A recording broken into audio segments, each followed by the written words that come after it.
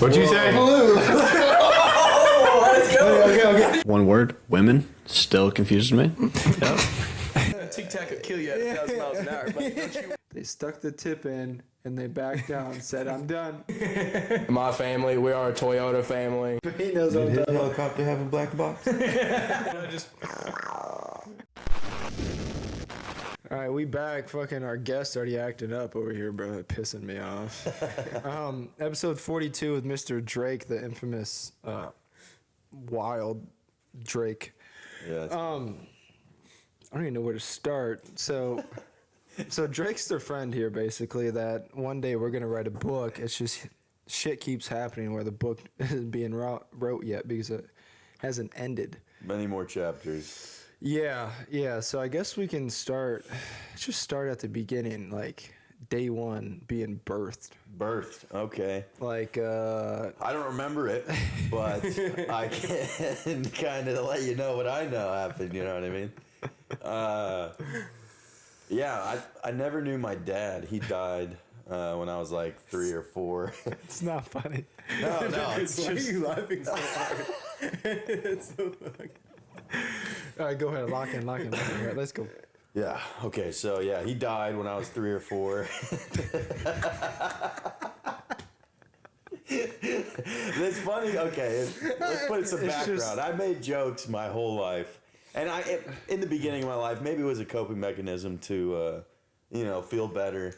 But I'm 24 years old. My dad died when I was 3 or 4. It's not really... So I always made jokes with them about it. But anyways, he died. And my mom, I don't know the ins and outs of the stories, but she got on drugs and alcohol pretty bad. To the point where we were just living in absolute hell until me and my sister were taken out of the home when she was 6, and I think I was 4 or 5, and was put into foster care then. Yeah. So when you were 4, foster care, how long were you in foster care for? So technically, I was adopted when I was 11, but then I ran away from that home when I was 12, and then put back in foster care when I was, I'd say 15. So there was some years where I was legally adopted. That's why my last name's Smolinski. Uh-huh. But I was put back in the system when I was 15, and I stayed in foster care till I really left for the military. So when you got adopted, Yeah. what state did you go to? Were you were in Kentucky, right? No, I got adopted in Chesterton, Indiana. It's right on Lake Michigan, northwest Indiana. That's where I kind of grew up for a little bit.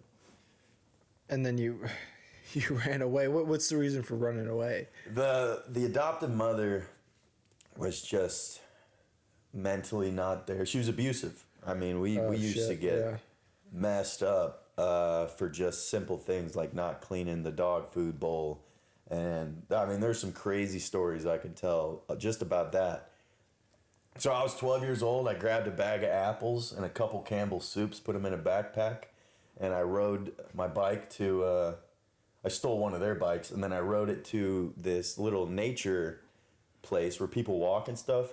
So I set up camp under this bridge with my soup and my apples, and I was laying there, and this lady started screaming. She thought I was dead, and I woke up, and I was like, she's like, "What are you doing?" And I was like, "Oh, I'm good." And I took off and ran away again. During that, I was gone for about 3 or 4 days. I had rode my bike from Chesterton to another city, Valpo, to another city, Hobart, and then I rode from Hobart to Chicago. And then I went to this CVS because I was a runaway, right? I had to stay hidden. And I dyed my hair with blonde highlights. I stole the hair dye from CVS, walked across the street to Walgreens and dyed my hair there because they would never know, I didn't steal it from them, right? That's what I thought. But when I dyed my hair, it turned bright orange because it was blonde highlights. So I had this bright orange hair, and I stole these big sunglasses, and I was riding my bike on the south side of Chicago, just riding around. And all the people, there were some sketchy looking people, they're just looking at me like, that kid is messed up. So I eventually rode my bike from Chicago. I was like, I can't make it out here, I was stealing food from gas stations, and I rode my bike back to the city I was from, and I went into a Wise Way. It's kind of like a Strachan Van Til, and I stole brown hair dye because I wanted to go back to normal. And I went to the McDonald's restaurant and dyed my hair in the toilet because my head wouldn't fit under the sink. Yeah. Brown again. And then I was riding actually I stashed my bike somewhere. I was walking down the street and a bus picked me up, and a school bus. And they were like, it's way past school time. What are you doing? And I made up this elaborate story that my mom had just moved there and, you know, all this stuff. So they took me to the middle school. And I had this cop believing that I had just moved to this place for like 2 hours. He finds out that I'm a runaway and he handcuffs me. I'm like 12. He handcuffs me because he's mad because I made him look like an idiot. And I'm sitting there handcuffed. I'm like, this is badass, dude. I was like 12 years old. All the kids are walking past in middle school like, oh my. Who is this kid? Yeah, this guy's crazy. So the Smolinskis, my adopted family, the mother comes to the middle school to pick me up. And I was not going back with her.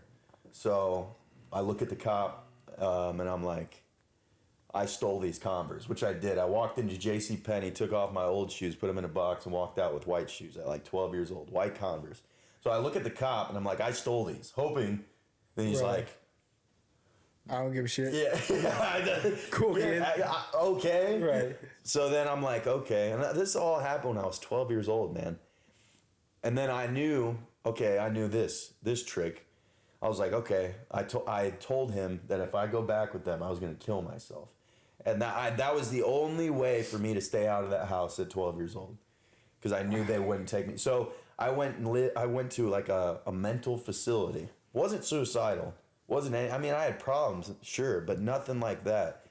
But I lived there for 9 months. And every time they were going to let me go, I would say I was suicidal again to stay in this mental facility, just to stay away from the Smolinskis. Or really the mom. She was the problem. Did you ever tell them that they beat you, or she did, or no? I did. The people at the facility, one of the therapists, they get a lot of kids in there. You know, in the beginning, she didn't really believe me, but by the end of it, she really was believing me, and she even put in there. And then I moved to Schultz, like an orphanage. Schultz Lewis Child and Family Services was an orphanage. She got the mother to agree for me to go to. Yeah. Damn. So that's at 12 years old. Yeah.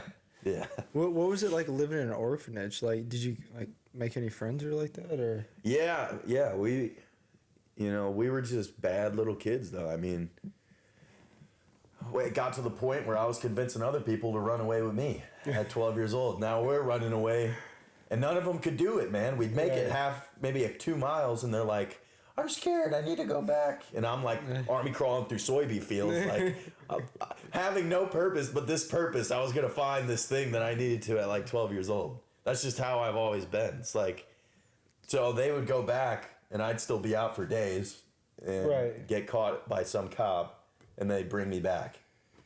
Damn. You know, that happened for many years until I was about 15. And then met with one of the group home leaders. They left and moved to Bowling Green, where they're from. And then they're like, just move down here with us. And that's how I ended up coming to Bowling Green. So were you an orphanage here in Bowling Green, or were you just... No, I lived with them. They were leaders of the group home leaders. Okay. And I moved in with them, and it was good.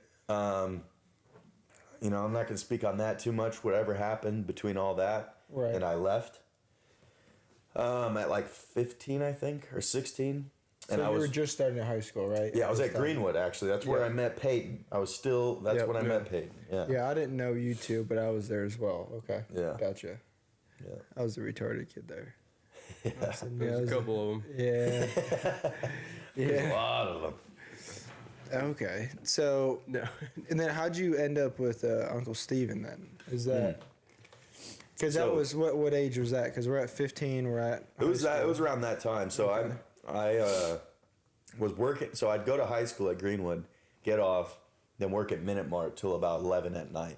Because I was trying to pay for my own stuff. and I met his daughter, Alexis Daniel, and she introduced me to him.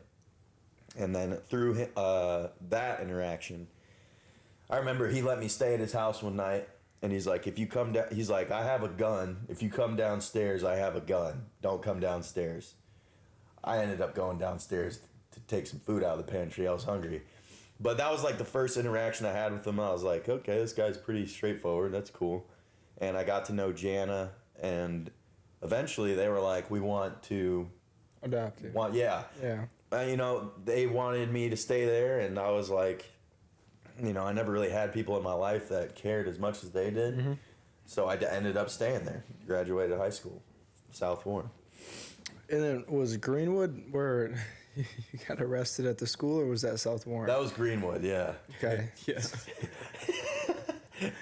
You were in that class, weren't you? I wasn't in that class, but I heard about it that day. I was like, "Where's Drake at lunch?" Because that's when we'd see each other. Because you're always trying to bum food off everybody. You're like, "You gonna eat that?" And it'd be like half an apple. I'll eat it. Like, you just. Oh, you gonna eat that pizza? They just sat down.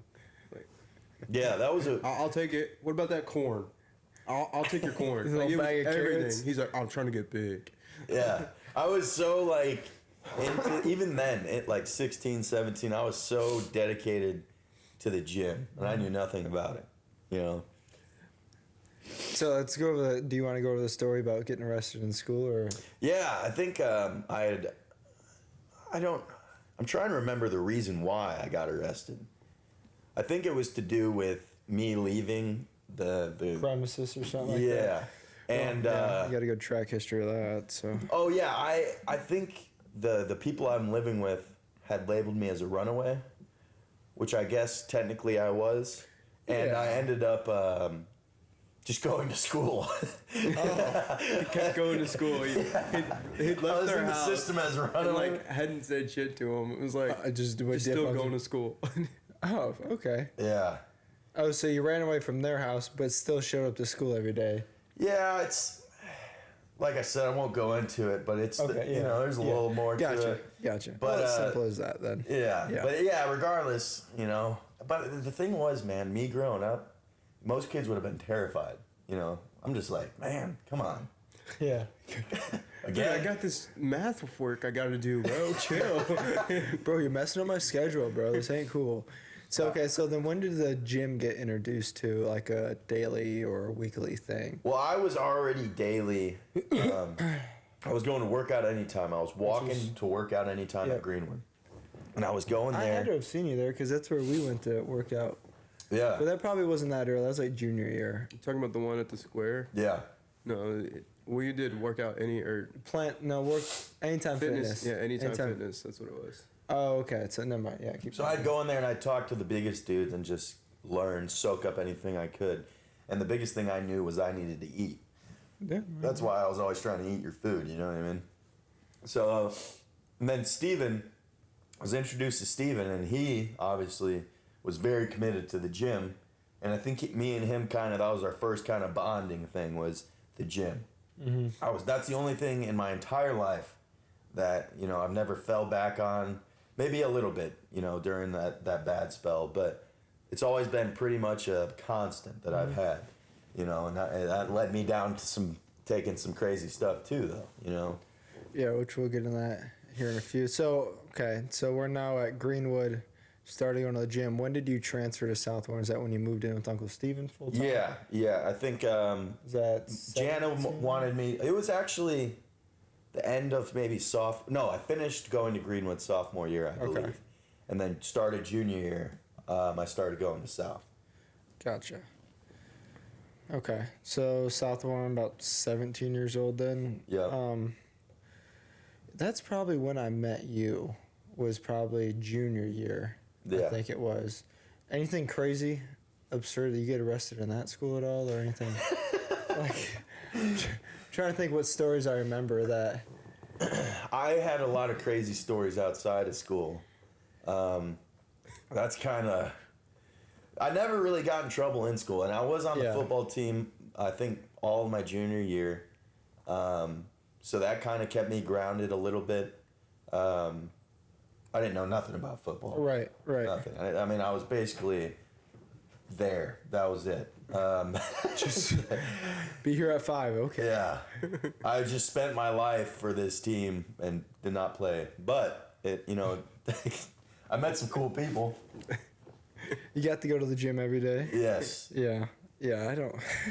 The cool thing I think about that, so Christian Wynn, I met Christian Wynn obviously through Steven. Yep. And he was the one that kind of was like, you should play football, because I was so into lifting. But I never played football a day in my life. It's not a sport you could start junior year.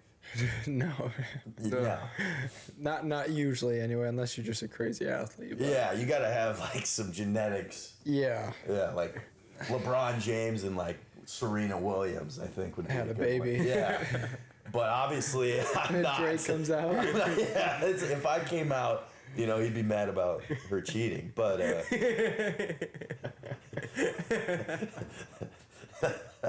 like, what the hell? What the hell even is that? You didn't play football senior year though, did you? No, it was pointless. I was there for no reason. And the gym was so much more. The gym was so much more of a positive and something that I actually enjoyed doing than football. Yeah. I was, no. That's probably like the one consistent thing, like you said, your whole life that you've kept up with. Yeah. I just love everything about it, and that's just, my life has been hard. There's no denying that. So when I have demons, I turn to things. That's how I am. Right. That's how I am. I've turned to things that I shouldn't have turned to. Right. But I've also, the gym has never let me down, Yeah.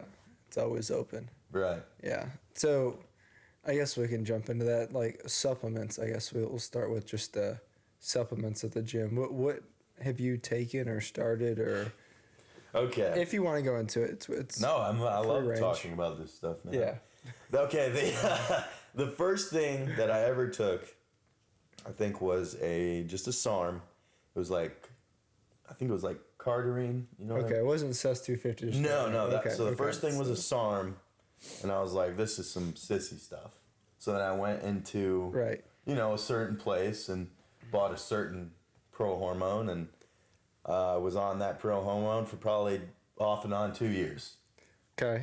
I'd probably said I'd taken it 9 to 10 times. And what was the reaction of the gym? Like, what was the benefits, side effects? Oh, I looked like, being in high school as a high school student, everybody knew I was the most in shape. Yeah. At least perceived I was. Yeah, and I don't want to interrupt, but so our generation, our group, when we graduated, steroids haven't entered the high school yet. No, there was nobody that took them. Right. Nowadays, steroids have deeply entered high school age kids, which I don't agree with yet. No. So, like, to be in very good shape, probably 2020, 2021 was the last group of high schoolers that weren't on steroids. So I agree with that completely. I mean, I was probably, I would say me and Eldar. Yeah. That was it. Yeah. We were known as being those guys. Like super vascular, big, vascular, strong.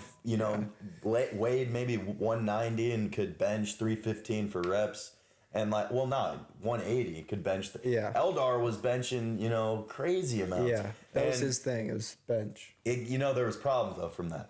Doing that for that long a time, it killed my testosterone. I mean, I left for the military, went through boot camp for 3 months or whatever, didn't have it. And I came out with my test score at 165. At what, 20 years old or? I was 20, yeah. 20. Whew. 165. Yeah. I didn't know it could go that low. Just for people to know, 20-year-old's testosterone should be fluctuating between 600 to 800. Yeah. Naturally, I should say. Yeah. Good for you. That's fucking... So then they prescribed me the testosterone gel. I'd rub on the inside of my thighs. That wasn't really doing that. I was still feeling bad because my test was so low. And that's when I went to injecting myself with, So was that pro hormone, if you don't want to put a name on it, that's fine, but was that CES 250? Yeah. Okay. So and from said I wouldn't even say supplier, from storefront. I guess you could say all these bottles on them would say not for human consumption. Yeah.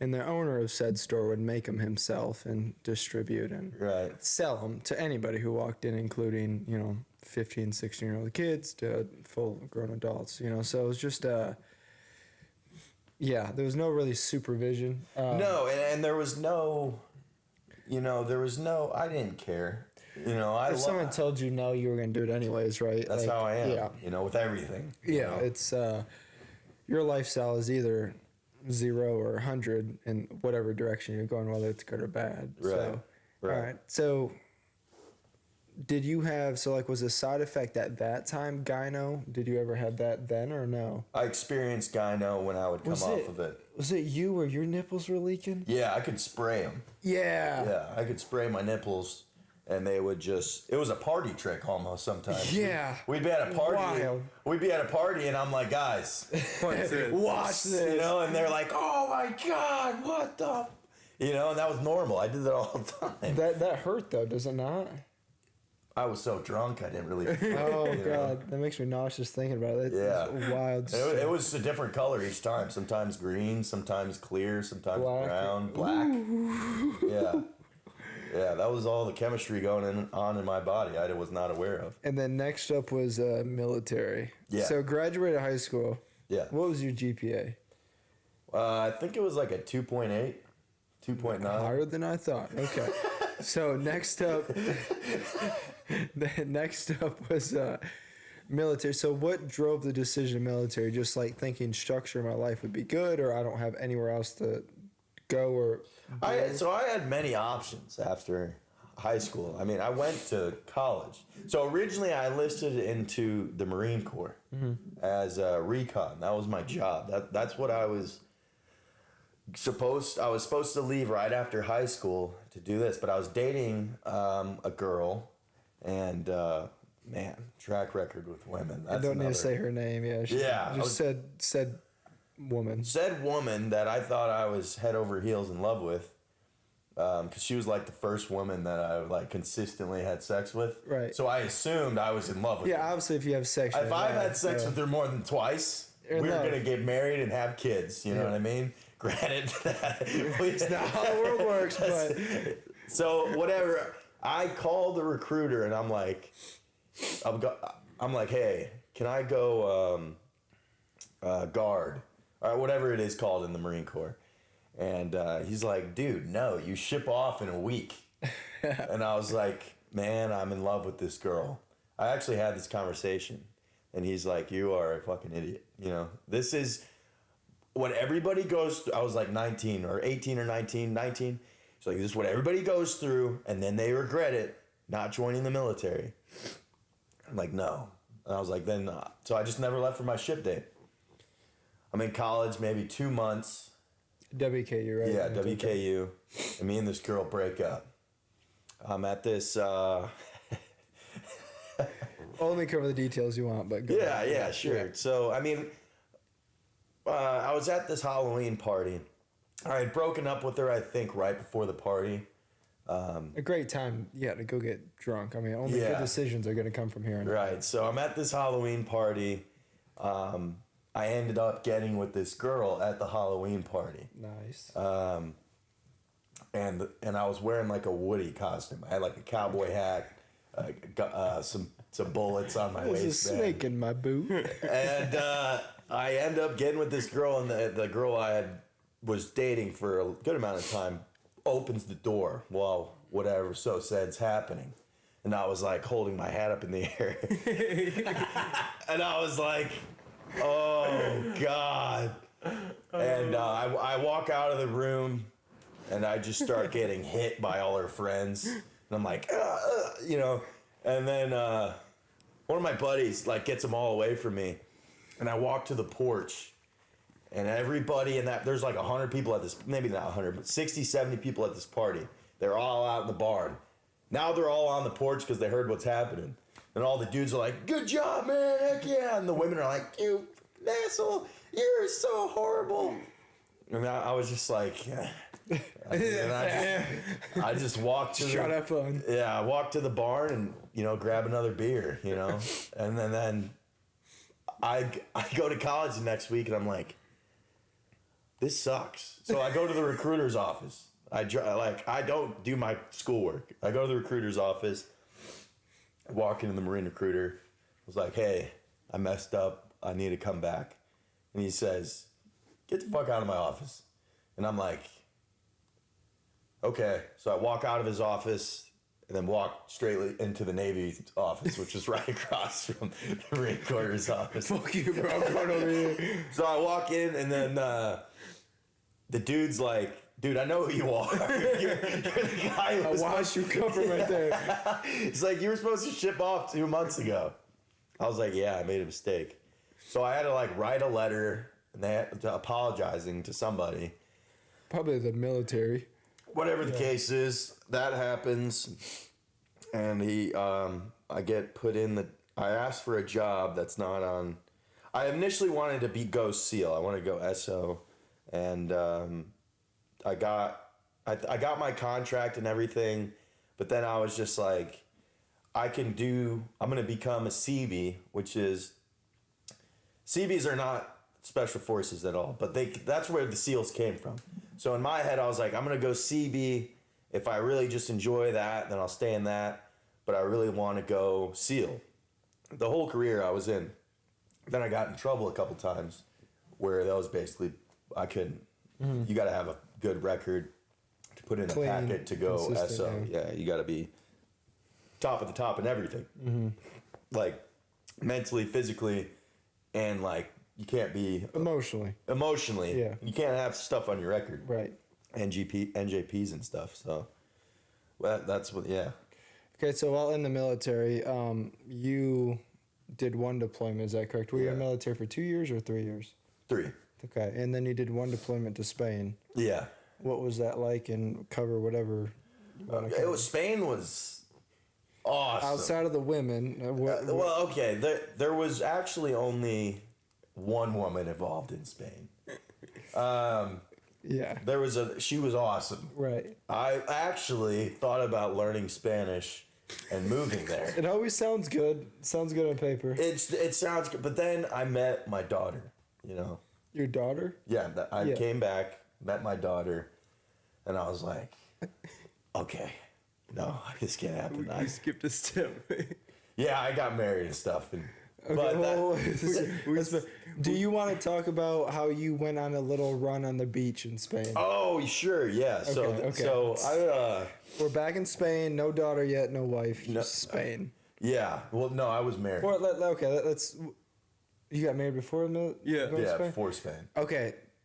That's it. Well, I'll speak a little briefly on that. Yeah. Okay. So, it's just. Yeah. Whatever happened, I got married. I was on deployment. We would have some rough talks, and I thought we were getting divorced. What I did was wrong. I shouldn't have done it, obviously. Right. That's morally not good. But in my head, I made up excuses why it was. And we're already getting divorced. What's the difference? Yeah. I mean, we hadn't filed or anything, and it was wrong. It was completely wrong. And if I could go back and redo things, there's a lot I'd have to redo. But just start from birth once again. Yeah, that's okay. Yeah, from 5 years old. But I learned everything I've done. I've learned so much from, and that's kind of the only reason I don't want to take anything back. But yeah, so I'm over in Spain. Me and my buddies are out. It's like we leave. You're supposed to sign out when you leave base, but we wouldn't. So we would just leave base. Supposed to be back on base by 10 every night. We just wouldn't sign out.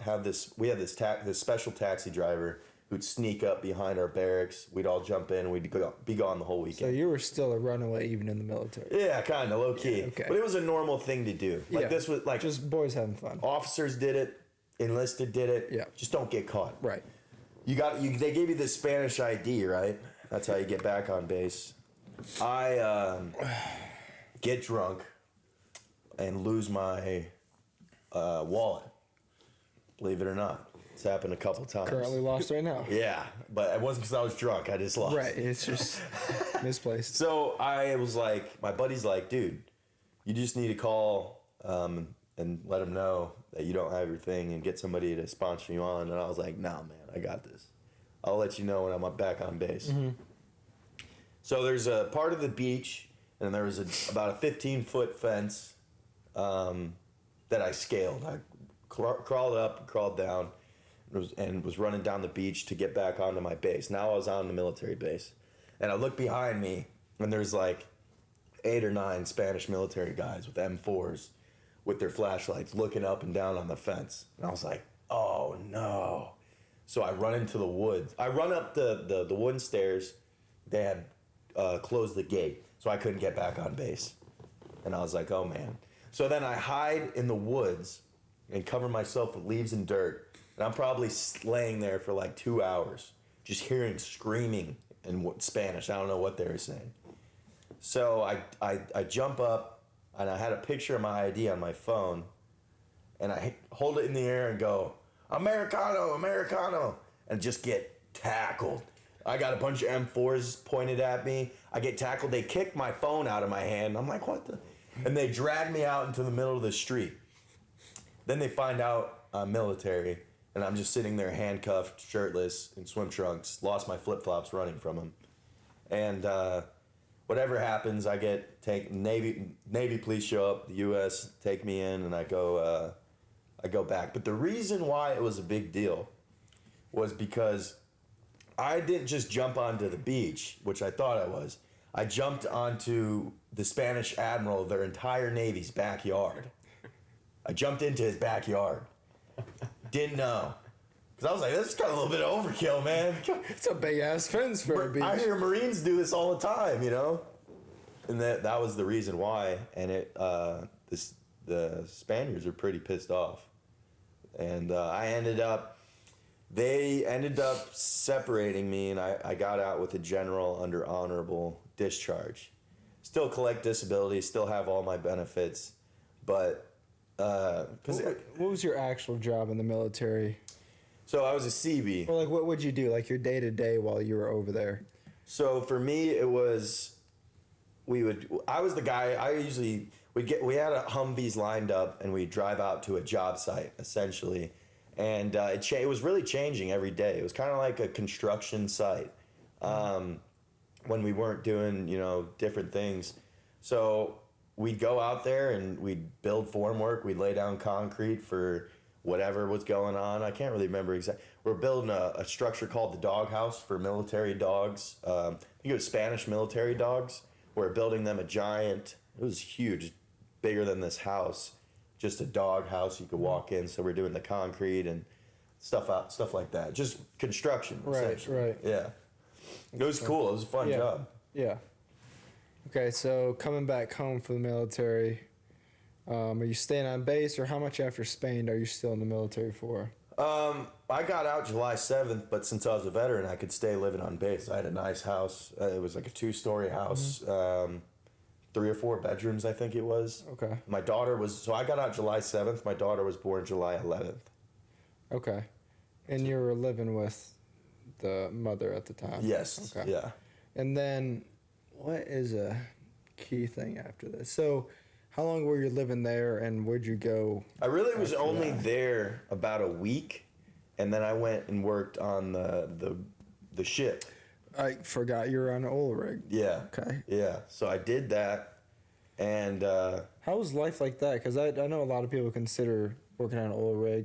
Like, what would you recommend if you were to pursue that, or why wouldn't you? Or so I was more of the guy who was transporting the equipment for the oil rig, which so I wasn't necessarily those guys with oil covered all over him. Right. Mm-hmm. But it was 12-hour shifts for the first 2 weeks during the days, the next 2 weeks during the night, every day.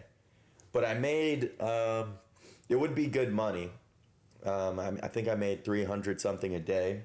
And I had a cook there, didn't spend any expenses, 28 days straight. How long were you off after? 14 days.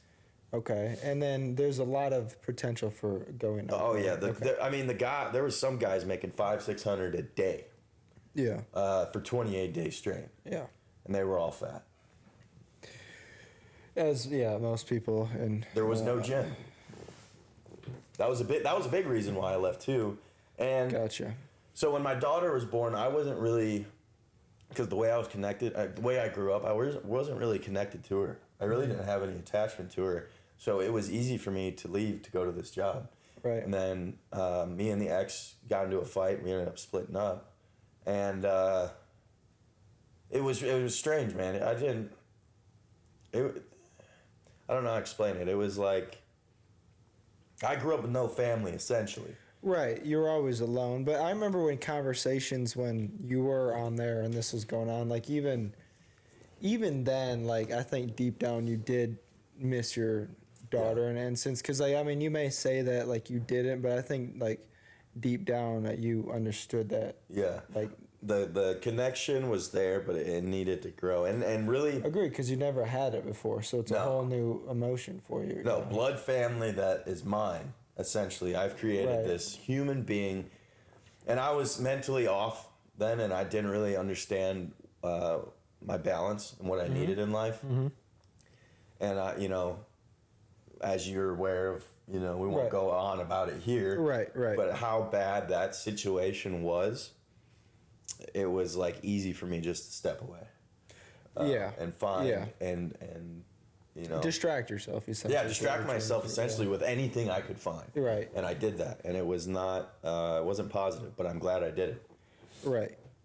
So, okay, getting done with the oil rig. Where'd you end up moving after the oil rig? You come back to Bowling Green? I came back to Bowling Green, and I ended up living with you, right? Yeah. First of all, I know the exact spot when I got the phone call of you saying I got married, and it was fucking hilarious. I was at Leachman at the time selling cars.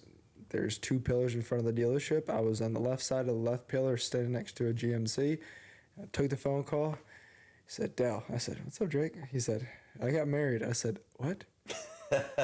And he's like, how you said like you don't seem excited? I'm like, no, not really. I was like, I don't know what to say right now, but I guess good for you. It just was funny, but. So, okay, you got done on the oil rig and then come back here, right? What are you laughing about? It's just like how my brother told me he's got a baby on the way. Yeah. Pate's brothers. He's Bro, like... He FaceTimed me. He's like retarded, actually. Guess what? I'm like, what? He's like, you're going to be an uncle. I was like, I'm already an uncle. He's like... You're going to be another uncle. He's like, but... You're gonna have a new, nephew or niece or whatever. And I was like, oh, well, okay. And he goes, "You're not gonna." I was there for that conversation. You don't sound excited. I was like, "What do you want me to say? Congratulations!" Yeah, and it's like that's kind of how it was when I found out I was having a kid too. Honestly, though, it was weird, man. It's like. I didn't even have, you know what I mean? Like the family structure you're supposed to know, I didn't have. Yeah. So now I got this little human that's half me, and I'm like, oh my God. Like, and what probably like you and the significant other at the time probably never had a family structure between you two fully. Like you probably thought you did, but looking back now, you probably never did either. No, so, Yeah. So you're moving back here. How many? And then obviously you're always welcome. But how many times have you lived here? Is it 3? So I think I've moved in and out of here 3 or 4 times. I think 3 or 4 times. I get into a fight, so say, and I come and move here. And then there was one time where I thought I was going to live here for a minute, but I ended up, 2 or 3 weeks you lived here. Yeah, situations, whatever. Yeah. And then that happened, and then I've. That's the thing about me, man. My impulse is, it's gotten better. But when I think I want to do something, I do it, and it's a good and bad thing. Well, a lot of that was with outside influences. Why that, why that impulsiveness wasn't shouted impulsive podcast. But yeah, a lot of that was probably because there's other substances being used where that wasn't directed in there, because like you said, it can be beneficial if you direct it in the right way. Oh yeah. You know, or controlling it essentially. We skipped over me getting arrested. I see. Oh yeah. Oh, I was that leaving time. that up for you. So go ahead. Yeah, I'm okay with talking about anything. Yeah, you don't have to throw names, but just yeah. Yeah, I'm not gonna throw names, but Yeah, that's- I was dating this girl. She was actually driving down from here to Gulfport to see me. It's like an 8-hour drive, I think. And whatever, I came up here on 2 weeks of leave, and I end up going to this frat party or whatever, and then I go to her house, and I get mad about something, and I'm like, I think she was like cheating, or I don't really remember what it was. Right. But I start packing my stuff, and I remember like she like grabbed me, and stuff like that, and was like, "Don't leave, don't leave," and I shove her off me. She doesn't fall on the ground or anything crazy, but That's that's just separation. yes. And I pack all my stuff and I go sleep in my truck, and Steven freaking picks me up in the morning, and we go to some little breakfast spot. Right. Him and Jana, and we're like, they're like, "You still smell like alcohol," and I was like, "Yeah." Yes, I do. Yes. And I was like, yeah, me and her broke up. And they're like, yeah, okay, whatever. Right. And I go back to their house and I'm sleeping. And I went, and Jana's like, "Drake, come down." I walk downstairs. There's a cop there. And he's like, "Are you Drake? Drake Smolinski?" And I'm like, "Yeah." I thought like maybe I threw a bottle at a window or Right. something. I had no idea that the situation was correlated. And he's like, "All right, well, I got some news that you, whatever happened between you and this so-said person, I'm going to have to take you in." I'm like, whoa. No, I'm not. What? So then he handcuffs me. And the dude happens to have been in the Navy. And he's like, "Yeah, man, you got to be careful who you get in relationships with, because this stuff happens all the time." And I'm just sitting there in handcuffs like, dude, you're not helping. I'm going to jail. So then I'm in jail. And I'm just sitting in this big room full of inmates, and I'm just like, what the hell, man? And then Steven freaking bails me out. You were going to bail me out, but Steven bails me out. It was like $1,000. I end up showing up to court a couple months later with a lawyer. Military's pissed at me. They're like, "Dude, stop being with these crazy women." I'm like, I can't help it. I love it. It's just the love for the game. And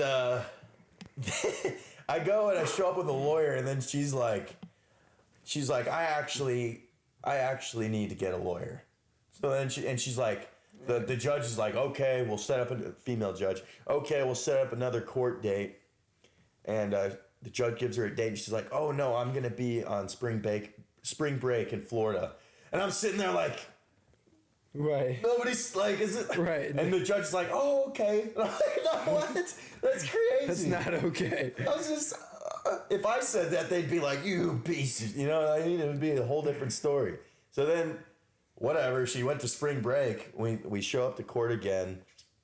I think she ended up not showing up to court or something. I don't think she ever showed up after that first time. Yeah. And then they drop it. They're like, "This will be on your record for a year that you did go to jail." But then they dropped it from my record completely. There's no, nothing like that happened. And it was false. It was my first experience with women doing crazy stuff like that. It was just like the subscription. Like, it was like the free trial before the actual subscription. Yeah, started. and then I started paying like $50 a month. I was like, "Give me more." I want the premium version.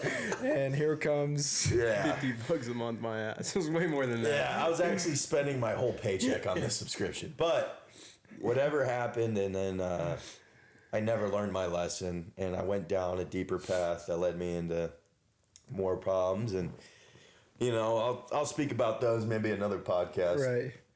After some time goes by. But for right now, life's good, man. You know? Yeah, so got done with that. Back here, do you want to speak about anything going up and living in Indiana? Let's think what I can speak about. Let's just say, bicycle or... Oh, yeah. So I wrecked my motorcycle going 85 miles per hour. Yep. Broke all my ribs. My lung popped. I split my nose in half. That's why like a piece of my nose is missing. They had to sew it back down. I had a brain bleed, and fucked up my wrists, my ankles, my knees. Your pelvis. Your pelvis. And I broke. Yeah, my pelvis was actually sticking out a piece of the bone out of the front right here. Yeah, it was that. There's a scar where it's still, you can still see. Yeah, but I broke my pelvis. Right. And did you or did you not die like 3 times during this? yeah, they. I was face down in the middle of the highway, and was not breathing. I was essentially dead, and they brought me back, and they didn't know if I was gonna live the whole night. My aunt was there. I'll have to ask my aunt to get more information, but that's because I'm pretty sure there's some crazy stuff that happened that whole night. Them trying to keep me alive. Yeah. Then 4 days. They said I wasn't gonna be able to walk for like Because you're in a coma for 4 days. Yeah, right? yeah, Okay. something. Yeah. I woke up like 3 or 4 days later, and then I walked out of that place. They were like, "Here's a wheelchair." I was like, "All right." They wheeled me out, but then I was walking like 4 or 5 days with a broken pelvis, and I ended up going to a bar like 2 days after I got out of the hospital. Right back to it. Yeah, and that was when I was drinking. I was drinking, man. So you didn't? Did you take any painkillers while you were there? Or? Yeah, I was on some painkillers, and I didn't care. Right. I was gonna go to the bar and have fun. You know? So with that accident, though, you lost a lot of short-term or long-term memories. Yeah. Like So there's now gaps now. Yeah. So they explained that to me while I was there, and I wasn't really listening because I think I was still high. But Which makes sense. I mean. yeah, they had me on a bunch of stuff. But they're like, you're gonna lose a lot of memory, and I didn't really think until now. Like now's the time. Like I don't remember most of high school. I don't really remember it, like a lot of things before. The military is just a blur in my memory. The past relationships I had before that wreck, Right. blur in my memory. They said after a couple of years it could come back, but for now it's like I don't really remember. Like even hanging out with y'all, they're like you'll tell me things sometimes. I'll be like, I don't remember. You remember the lightsabers though in the front yard? Yeah. Yeah, that was. See, there's so many like little stories that has come through.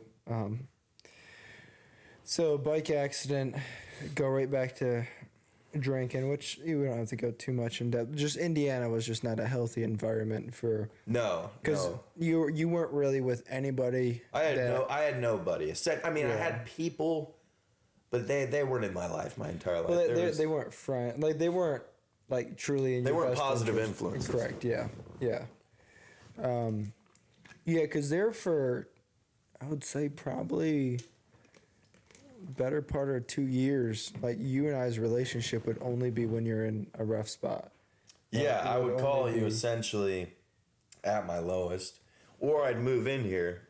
At my Right. It lowest. either I'd see you here or at 9 o'clock at night be getting a phone call or Yeah. at work, stuff like that, which is, Yeah, and then I guess recently, like I said, like you hadn't heard from me for about probably like 4 or 5 months. No. You moved back down here, which I knew that, and then was it probably a month ago? I'm like, man, I haven't heard from that motherfucker in a while, and texted you. And usually it's a good thing. Like if I don't hear from you, it's a good thing. So, but since January, you've been doing good. Yeah. So I just learned, I went sober for like January to I think May. It's completely sober. I had a couple, I'm doing well. Like I can drink now. Like I hate saying I can drink now. I can drink with the right people if I plan on getting drunk, and I can now drink a couple drinks and then be okay. Right. Right. In reality, like I talked to Steven about, he thinks I need to be completely sober. He's 28 or he's 30 years sober now, but right. Which I understand because I've made some crazy, and even recent, not too recent, but recent crazy decisions under the influence. But that also goes to say I was on a bunch of hormones and stuff that was whacking out my mind. Right. Your test is at 160, Yeah. Which is. When my test was low, that's when I was drinking the most, I noticed.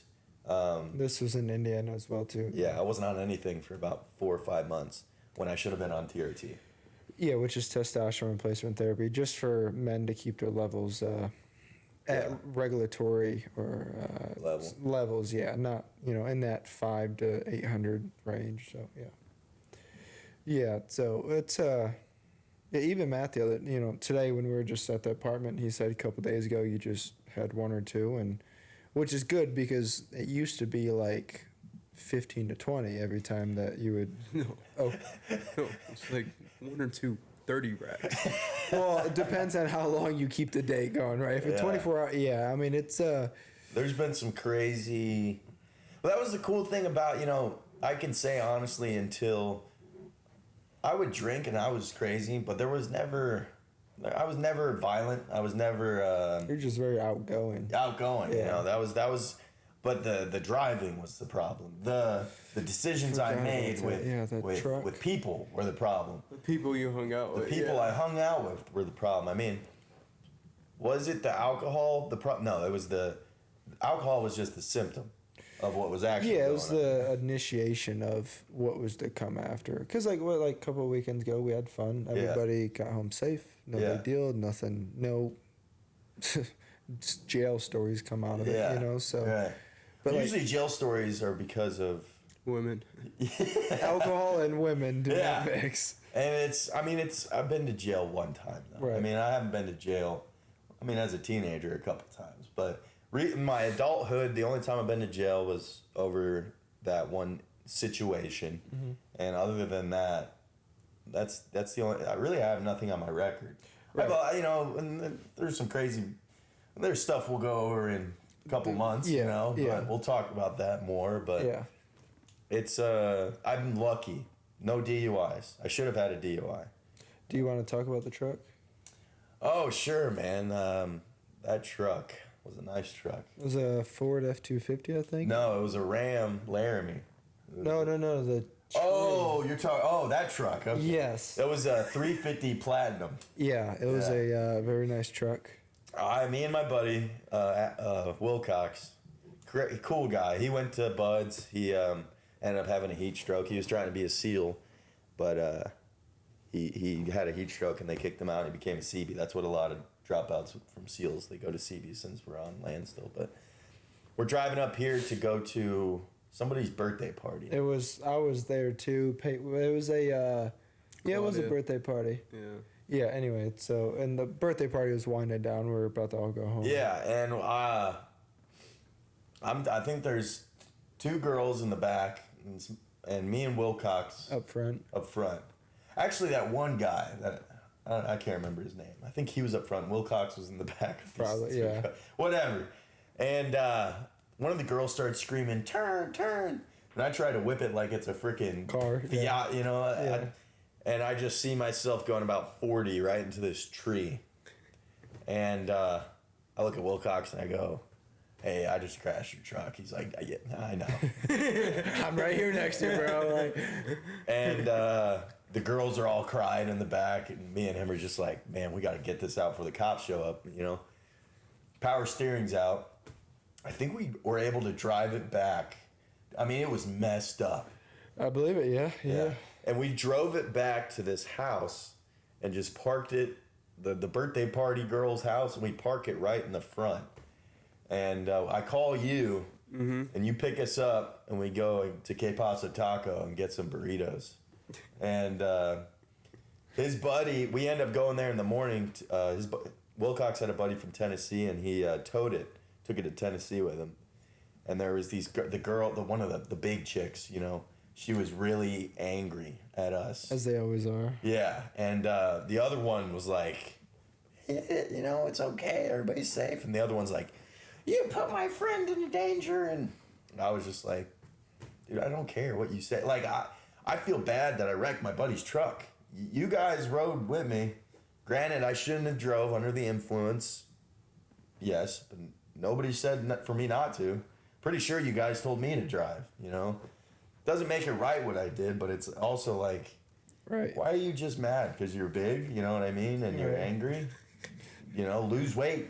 That's a simple solution. Yeah, that's how they are. A lot of them are.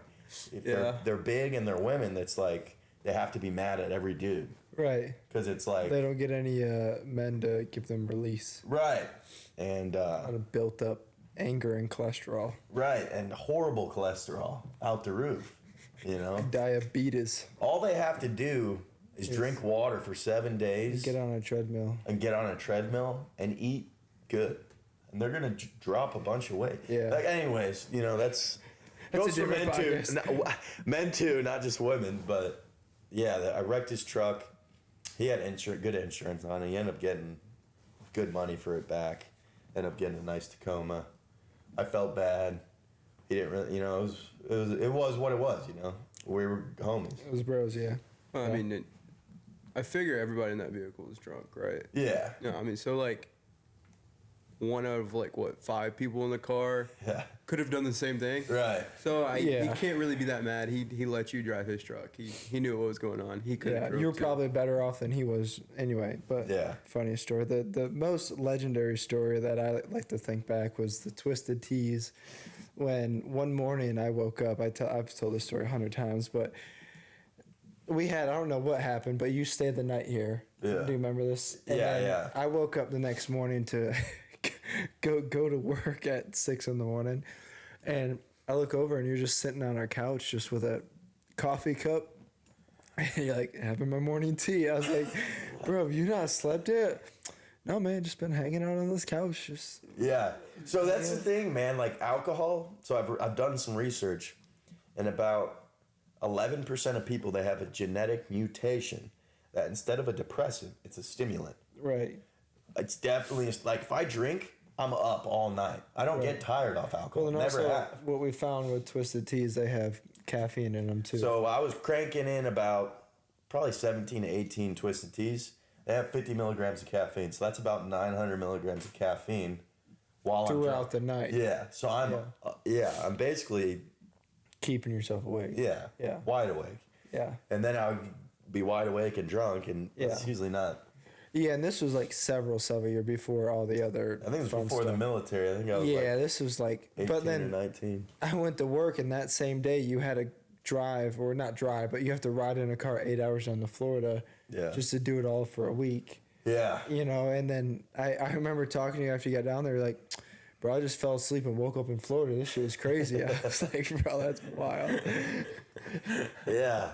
It's kind of crazy. You know, I think I was talking to Peyton the other day. He's like, dude, the life you've lived is not normal. No, not even close. And I always think, like, I got to be kind of normal. But it's like... No. I can't think of one area of your life where it's normal. Well, like the gym's probably been the only thing that's been consistently normal. Yeah. No. Even that's you're more extreme about it than all people. So. Yeah. Well, the gym saved my life, I'd say, in most areas. On a smaller scale, obviously your story's a lot longer than mine, but I would say the same thing mentally, keeping myself in check. As studies show it's 1.5% or times better than any drug a doctor can give you for mental health. Well, I mean, it's just the endorphins that are released, the physical, just being healthy. Respect for yourself, everything. Everything gets your confidence goes up, which means you're confident to do more things in life in general. Yep. Take that risk in your job. Have more energy, Yeah, you're just more outgoing, and if you're not, if you don't have that, you're missing out in life. If you don't have the gym, you're missing out. And you live longer too. You're a better parent. You're a better boss at work. You're a better human to be around. People respect you more. People want to talk to you. Yeah. Because you're in better shape. I don't know though. This 20 years, me and Peyton might be like green. You know, we don't know what this stuff's doing to us. We're gonna, I'll keep clean. You guys keep being dumb with it, and then we'll compare and contrast. 20 years. Yeah. We're going to live 20 years longer. Well, fuck, I'd be so pissed. I would be so upset. It's kind of crazy. It's like those dudes, the smokers. The dudes just smoke 3 packs a day and drink like 2/5 of whiskey, and they're 95.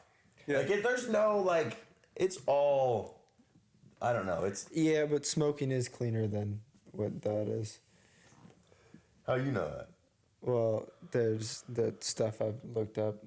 I like it, though. Oh, I'm sure. Yeah. Just because you like it doesn't mean it's good. No, but it makes me feel good right after I hit it. Yeah. It's cool. Yeah. That's the point. Yeah, Yeah. that is that's the comeback why you keep coming back. But either way, so overall though, and we probably touched on like 40-50% of the things you've been through. Very rough draft. Yeah. I mean, it's a lot of things are still in motion. So, but Yeah. overall, from all of that, the past probably 8 or 9 months, you've Yeah. made tremendous leaps and bounds with. Oh, yeah. Family. Well, I realized. So the problem was I realized that if I kept living the way I was going to live, my daughter does not have a chance in being in my life. I just knew, even regardless of what's going on, like me I was an alcoholic. I was putting myself above her in every decision I made until I stepped back and, working full time and saving money, and I got a decent car now, and I got my own place. It's like the simple things a 24-year-old should have. I've never really had. Right. The military gave it to me, first of all. So I never really had it. And then all that stuff, happened, and it got to the point where it was like, what do I want in my life? I'm more driven than most people I know. I'd say more than almost everybody I know. I know I have the drive to really accomplish great things. Mm-hmm. Like, I'm not one of those guys that's just okay with just on the edge, getting by. Yeah. But I was just getting by because of these substances I was using. That's what essentially happened. And then I was like, recently, very recently, it was like, I have to be a good father. I didn't have a father, He could have been a good father. He could have been a bad father. He's never been there. Mm-hmm. I'm here. So why am I going to take away Hazel's father because of my selfish decisions, essentially? So I was like, okay. And then I met a really good woman, she's unlike any other woman I've been with. It's not about her. Mm-hmm. Everything she does essentially is to make me a better man, which I've never had that in a relationship. She sees what you can become as a man. She sees my potential. Right. Everybody else saw my flaws. They saw what I wasn't good at, and they almost played into it. So like a power of a good woman, they always can see what their man can become, and men can never see that within themselves. They just think they can be great. That's what keeps them driving every day. But a woman can look at a man and understand that there's greatness inside this man, and without having anything. That's why she's investing, because she sees what the potential is. Yeah, and it's so it's new, Yeah, I mean, I've had conversations with you, when we were just starting talking, where I was on the fence, like, do I really want this? But now I'm fully invested, and it's like, it feels good. It's good. I mean, it's positive. Right. I don't go to bed angry. Right. I don't wake up angry. I actually go to bed. I mean, she came and visited me this weekend. She's in Auburn. She's in college. She's grad school to be a veterinarian. So she's gone all week. She comes back on the weekends to see her son and see me. And it's just cool, man. I mean, she bought me groceries. She got me, bought my cat. I got a little kitten, It's a little freaking kitten, man. It's good for me. She bought it food and treats and stuff. It's like, and I didn't ask for any of this. She just does it. That's new. That's huge. Every other woman I've been with just taken. Right. Takes from me, wants things, money, what I can offer them. Manipulation, control.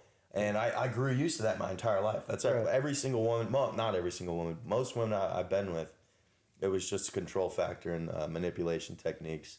And it worked a lot of the times.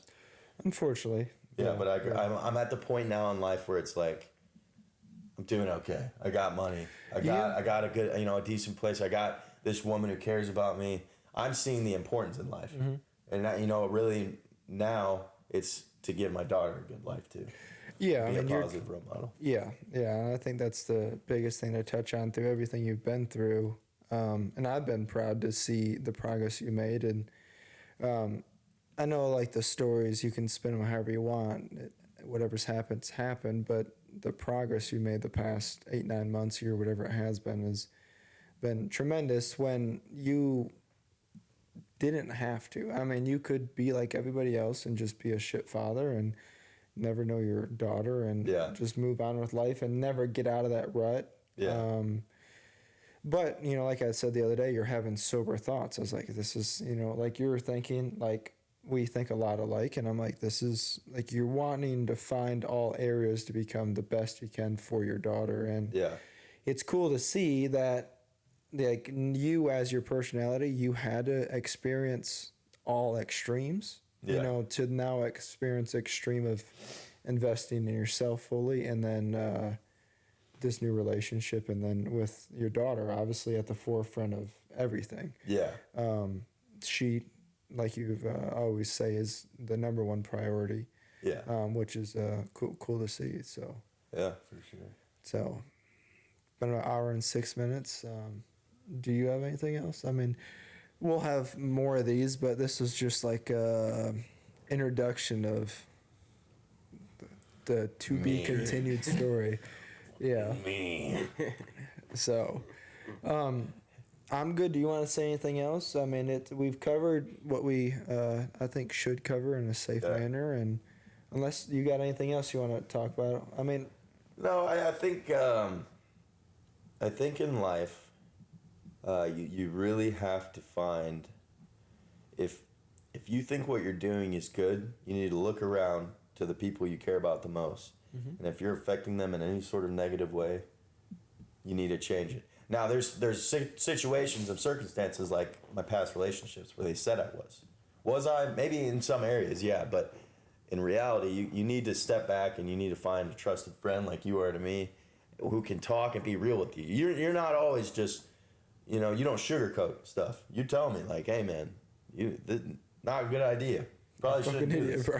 Yeah, you're retarded. You know, you have an extra chromosome. You know, which do I? I don't know. Maybe possibly, but yeah, I mean, everything's going good, man. And we'll have. This is just a rough draft of kind of my past, but I like talking about it, and I think this is even a good way. I know, like, you know, you have some followers and stuff, but for people to hear, I did not have it good. And I made it 10 times worse for myself, but I was able to come out of it and really just do the right thing. And I'm good now, you know. I got everything I need besides, you know, starting that relationship with my daughter, which is happening in the very near future, is the next step in creating the perfect man. So yeah. So I guess you good? Or I'm good. Wrap it and tap it real quick and get on with the day. So, once again, I'll wrap it up. Everybody, appreciate you watching, and I think that's it for the day. So you guys have a good rest of your day. Peace. Peace.